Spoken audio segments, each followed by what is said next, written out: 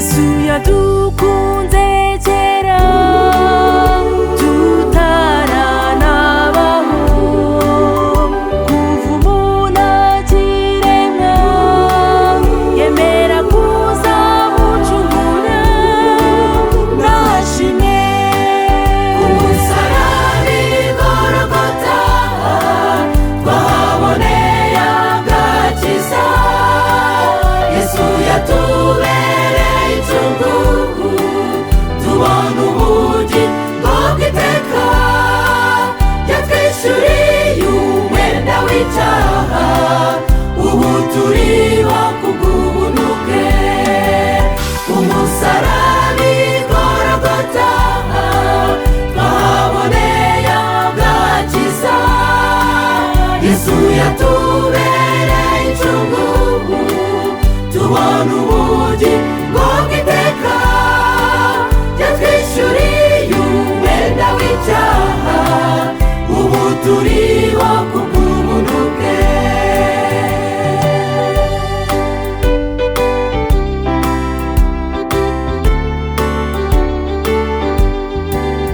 uwo yaje mu isarabambwa arahababarizwa, yishwe urupfu ruteye isoni ngo njye nawe tubabarirwe.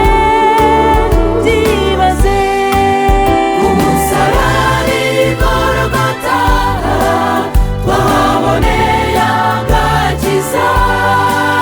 Yesu yatubereye incungu, tubona ubugingo bw'iteka.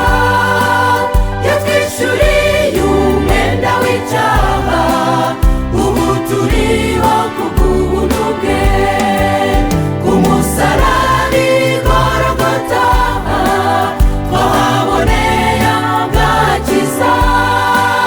Yesu yatubereye incungu, tubona ubugingo bw'iteka. Yatwishyuriye umwenda w'icyaha, ubu turiho kubw'ubuntu bwe.